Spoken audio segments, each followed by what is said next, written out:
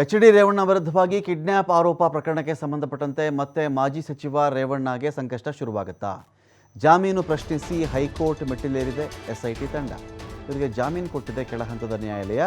ಇದು ಸರಿಯಲ್ಲ, ಇವರಿಗೆ ಜಾಮೀನನ್ನು ರದ್ದು ಮಾಡಿ ಅಂತ ಎಸ್ಐಟಿಯ ತಕರಾರು. ಜನಪ್ರತಿನಿಧಿಗಳ ಕೋರ್ಟ್ ಕೊಟ್ಟಿರತಕ್ಕಂಥ ಜಾಮೀನನ್ನು ಪ್ರಶ್ನೆ ಮಾಡಿ ಇದೀಗ ಹೈಕೋರ್ಟ್ಗೆ ಅರ್ಜಿ ಹೋಗಿದೆ ಎಸ್ಐಟಿ ಕಡೆಯಿಂದ. ಯಾವುದೇ ಕಾರಣಕ್ಕೂ ರೇವಣ್ಣಗೆ ಜಾಮೀನನ್ನು ಕೊಡಬಾರದು ಅನ್ನೋ ಒಂದು ಆಯಾಮದಲ್ಲಿ ಇವರು ಇದೀಗ ಅಲ್ಲಿ ಕ್ವಶನ್ ಮಾಡಿದ್ದಾರೆ.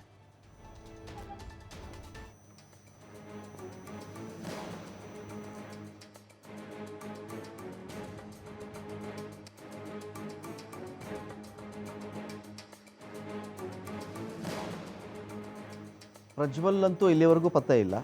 ಈ ಕ್ಷಣದವರೆಗೂ ಪ್ರಜ್ವಲ್ ಎಲ್ಲಿದ್ದಾನೆ, ಅವನು ಯಾವಾಗ ಬರ್ತಾನೆ, ಈ ಆರೋಪಿ ಅಂತ ಯಾವುದೇ ಮಾಹಿತಿ ಯಾರಿಗೂ ಇಲ್ಲ.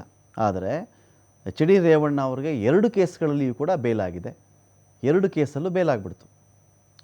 ಲೈಂಗಿಕ ಶೋಷಣೆ, ಕಿಡ್ನ್ಯಾಪು ಎಲ್ಲ ಕೇಸ್ಗಳಿತ್ತಲ್ಲ, ಎಲ್ಲ ಕೇಸಲ್ಲೂ ಕೂಡ ಅವ್ರಿಗೆ ಜಾಮೀನಂತೂ ಆಗಿಬಿಟ್ಟಿದೆ. ಪ್ರಶ್ನೆ ಇರೋದು, ಈ ಜಾಮೀನು ಕೊಟ್ಟಿರೋ ವಿಚಾರ ನಮಗೆ ಸಮಾಧಾನ ಇಲ್ಲ. ರೇವಣ್ಣ ಅವ್ರಿಗೆ ಯಾವುದೇ ಕಾರಣಕ್ಕೂ ಜಾಮೀನು ಸಿಗಬಾರ್ದು ಅಂತ ಎಸ್ಐಟಿ ಏನು ಮಾಡಿದೆ, ಹೈಕೋರ್ಟ್ನ ಮೊರೆ ಹೋಗ್ತಾ ಇದೆ. ಇಲ್ಲಿ ಎಸ್ಐಟಿಯ ತಕರಾರುಗಳನ್ನು ಕೂಡ ನಾವು ಚೆಕ್ ಮಾಡ್ಕೊಳ್ಬೇಕಾಗಿದೆ. ಇದೀಗ ಡೀಟೇಲ್ಸ್ ಕೊಡೋಕ್ಕೆ ಇದೀಗ ಸಂತೋಷ್ ಇದ್ದರೆ, ಸಂತೋಷ್, ಎಸ್ಐಟಿ ರೇವಣ್ಣ ಅವ್ರು ಕೊಟ್ಟಿರ್ತಕ್ಕಂಥ ಜಾಮೀನನ್ನು ಪ್ರಶ್ನೆ ಮಾಡಿ ಹೈಕೋರ್ಟ್ಗೆ ಅರ್ಜಿಯನ್ನು ಹಾಕ್ಕೊಂಡಿದೆ. ಎಸ್ಐಟಿಯ ತಕರಾರುಗಳೇನು, ರೇವಣ್ಣ ಅವ್ರಿಗೆ ಯಾಕೆ ಜಾಮೀನು ಕೊಡಬಾರ್ದು ಅಂತ ಎಸ್ಐಟಿ ಹೇಳ್ತಾ ಇದೆ ಅಂತ?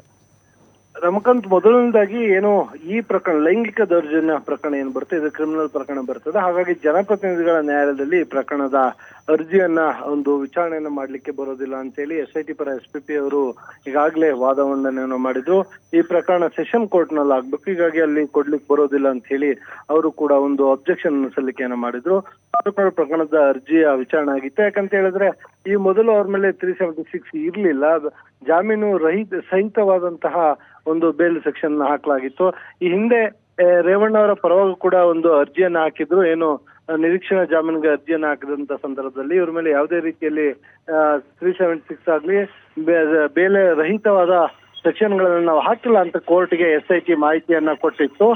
ಆದರೆ ಯಾವಾಗ ನ್ಯಾಯಾಲಯ ಇವ್ರಿಗೆ 376 ಅನ್ನ ಆಡ್ ಮಾಡ್ಕೊಳ್ತು, ಅದಾದ ನಂತರ ಒಳನರಸೀಪುರ ಪ್ರಕರಣದಲ್ಲಿ ಪ್ರಜ್ವಲ್ ರೇವಣ್ಣ ವಿರುದ್ಧ, ಆ ಸಂದರ್ಭದಲ್ಲಿ ಪ್ರಜ್ವಲ್ ರೇವಣ್ಣಗೆ ಇವರು ಕೂಡ ಸಹಕಾರವನ್ನ ನೀಡಿದ್ದಾರೆ ಅಂತೇಳಿ ಇವ್ರ ಮೇಲೆ ಕ್ರಿಮಿನಲ್ ಅಫೆನ್ಸ್ ಆಗುತ್ತೆ ಅಂತೇಳಿ ವಾದ ಮಂಡನೆ ಮಾಡ್ತು.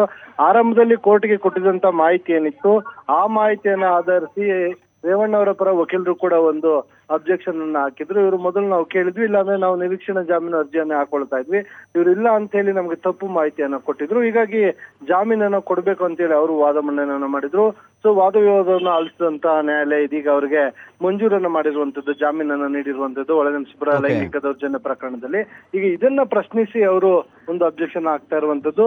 ಅವ್ರಿಗೆ ಕೊಟ್ಟಿರುವಂತ ಜಾಮೀನು ಆದೇಶ ಏನಿದೆ ಇದನ್ನ ರದ್ದು ಮಾಡಬೇಕು, ಅವ್ರಿಗೆ ಜಾಮೀನನ್ನ ಕೊಡಬಾರ್ದು ಅಂತೇಳಿ ಹೈಕೋರ್ಟ್ನ ಮೆಟ್ಟಿಲೇರಿರುವಂತದ್ದು. Ramakant, thank you Santosh.